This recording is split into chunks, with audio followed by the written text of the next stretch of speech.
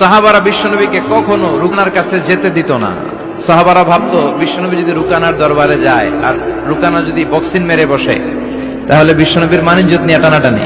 I have sent you as a mercy for the whole world, for the entire universe. বিশ্বনবীও মারে না, রুকানাও মারে না, খেলাও শুরু হয় না। তো মক্কায় সবচেয়ে বড় কুস্তিগিরের নাম ছিল রুকানা। কি নাম? সাহাবারা বিশ্বনবীকে কখনো রুকানার কাছে যেতে দিত না। সাহাবারা ভাবতো বিশ্বনবী যদি রুকানার দরবারে যায় আর রুকানা যদি বক্সিন মেরে বসে তাহলে বিশ্বনবীর মানিজ্যত নিয়ে টানাটানি। কিন্তু বিশ্বনবী তো শুধু সিলেক্টেড কিছু পার্সোনালিটিদের জন্য নবী হয়ে আসেননি। ওমা আরসালনাকা ইল্লা রাহমাতাল লিল আলামিন। ও নবী, আমি আপনাকে গোটা বিশ্বের জন্য রহমত আর বরকত করে পাঠিয়েছি। তো বিশ্বনবী একদিন ফজরের সালাত শেষে লুকিয়ে লুকিয়ে মক্কার সবচেয়ে বড় বক্সার চিনেন তো? বক্সার মোহাম্মদ আলীর নাম শুনছেন? আমেরিকাতে প্রথম কালিমা পড়ে মুসলমান হয়েছিল। তার এই কনভার্সনের কারণে পুরো আমেরিকা কেঁপে উঠেছিল। এরপর ইউরোপে কালিমা পড়ছে ডক্টর মরিস বুকাইলি, ইউরোপ কেঁপে উঠল। এরপরে তামিল নায়িকা কালিমা পড়ল মানিকা রেহা মারেতিরাজ, মুসলিম হয়ে নাম দিল রাহিমা। সুবহানাল্লাহ কইবেন না?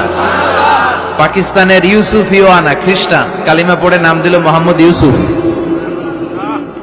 নেলসন ম্যান্ডেলার আপন নাতি ম্যান্ডেলা কালিমা পড়ে মুসলমান। টনি ব্লেয়ারের আপন শালী লরেন বুথ মিডিয়া অ্যাক্টিভিস্ট কালিমা পড়ে মুসলমান। কিছুদিন আগে একজন ডাচ পলিটিশিয়ান যে কোরআনকে বলেছিল the scripture of Quran is a poison, Quran হচ্ছে একটা বিষ, এন্ড ইসলাম ইজ এ লাই, ইসলাম হচ্ছে মিথ্যা। এই ডাচ রাজনীতিবিদ এই কথা বলার পরে গত 4-5 দিন আগে সেও কালিমা পড়ে মুসলমান হয়েছে। ইসলামের এই গণজোয়ারকে ঠেকিয়ে রাখা সম্ভব? ইউরোপ আমেরিকাতে মুসলমানের সংখ্যা বাড়তেছে দিন দিন। ধারণা করা হচ্ছে 2070 সালে আমেরিকার বুকে মুসলমানরা সংখ্যাগরিষ্ঠ হয়ে যাবে। ইউরোপ আমেরিকা চষে বেরিয়ে খুঁজে খুঁজে খ্রিস্টান পাওয়া যাবে না। মুসলমানদের করতলগত গোটা বিশ্বটাকে আল্লাহ করিয়ে দিবে। চিল্লায় বলেন ঠিক কিনা? ইসলামের বিজয় কেউ ঠেকিয়ে রাখতে পারে না। ইসলামের বৈশিষ্ট্য হচ্ছে চারা বীজের মতো। চারা বীজ মাইথার দিয়াতে কি বলেন? চারা না বীজ? ইসলাম বিরোধীরা ইসলামকে মাটির নিচে গেড়ে ফেলতে চায়, কিন্তু ওরা জানে না এটা হচ্ছে চারা বীজ। এটা গেড়ে ফেললে কি হয়? বড় গাছ হয়ে উপরে ওঠে। সুবহানাল্লাহ কইবেন না? তো বিশ্বনবী তো as a mercy for the entire universe, গোটা বিশ্বের জন্য রহমত। তিনি মক্কার সবচেয়ে বড় বক্সার রুকানার কাছে চলে গেল। যে বলল রুকানা আসলিম তাসলাম, ইসলাম মানো শান্তিতে থাকবা, দুনিয়ায়ও থাকবা আখিরাতেও থাকবা। সুবহানাল্লাহ পড়েন। রুকানা বলে না, আব্দুল্লাহর বেটা মোহাম্মদ, আমি তো কালিমা পড়বো না। যদি বক্সিং খেলে আমারে হারায় দিতে পারো তাইলে কালিমা পড়ো। বিশ্বনবী বললেন আমি তো বক্সিং খেলি না রে বাপ। রুকানা বলল তাহলে আমিও কালিমা পড়ি না। বিশ্বনবী রাজি হলেন। অবশেষে ভাবলেন আমি বক্সিং খেললে একজন যদি জাহান্নাম থেকে জান্নাতি হয়, বক্সিং খেললে সমস্যা কই? কি রহমতের নবী, কি অ্যাটিটিউড, কি পজিটিভনেস, কি প্রোঅ্যাক্টিভনেস, অলওয়েজ প্রোঅ্যাক্টিভ। সব সময় ইতিবাচক চিন্তা করতেন। নেতিবাচক চিন্তা কারে বলে বিশ্বনবী জানতোই না। সুবহানাল্লাহ পড়েন। বিশ্বনবী রাজি হলেন।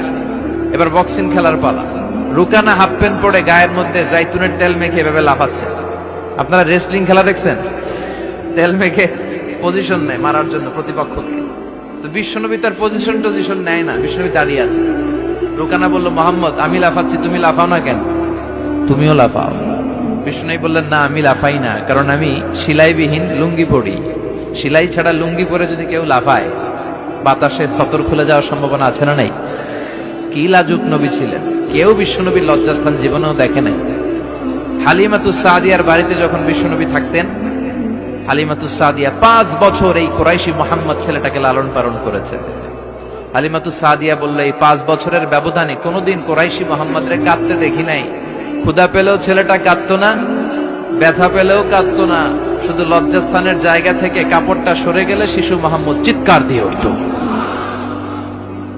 এবার মারামারির পালা। রুকানা বলে মোহাম্মদ তুমি মারো। বিশ্বনবী বললেন তুই মার, কারণ আমি মারলে ওই মায়ের হজম করার ক্ষমতা তোর নাই। বিশ্বনবীর এক হাতে জান্নাতি 40 জনের শক্তি ঢুকায় দিছে কে? বিশ্বনবী মাইট দিলে এটাও হজম করতে পারবে? কথা কর। পারবে না। এখন রুকানাও মারে না, বিশ্বনবীও মারে না, খেলাও শুরু হয় না। এখন ছবি টবি তোলা বাদ দেন, কোন ছবি তুলবেন না। এই ছেলে সিট ডাউন। বিশ্বনবীও মারে না, রুকানাও মারে না, খেলাও শুরু হয় না। এখন রুকানা বলে মোহাম্মদ তুমি মারো।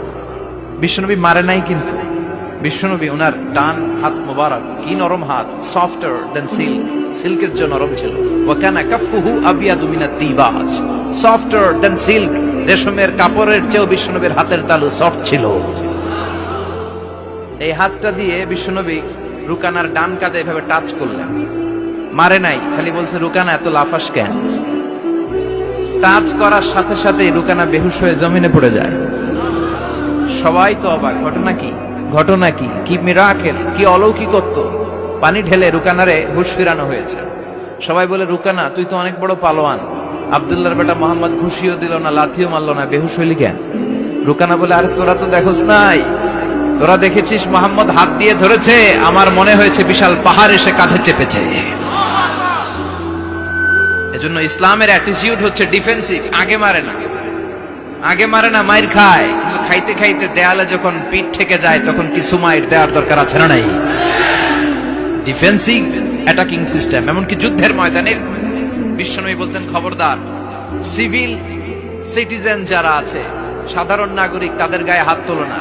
চিফ অফ মিলিটারিকে বিশ্বনবী ডিরেকশন দিয়ে দিতেন, সাধারণ নাগরিক মেরো না, কোন নারীর গায়ে হাত তোলো না, বৃদ্ধ বৃদ্ধার গায়ে হাত তোলো না, শিশুদের গায়ে হাত তোলো না, ও এলাকার ধর্মীয় পাদ্রীদের গায়ে হাত তোলো না।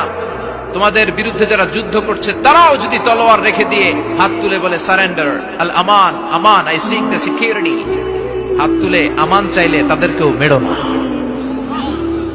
আর এই নবীকে ওরা গালি দিয়ে বলে জঙ্গি আর সন্ত্রাস। যারা বিশ্বনবীরে গালি দেয় এরা পিতৃ পরিচয়হীন জারদ সন্তান। বিশ্বনবীরে গালি দিলে কলিজায় আগুন লাগে মুসলমান, আগুন লাগে। কার কার লাগে তো হাত উঁচু করে আল্লাহর দেখা।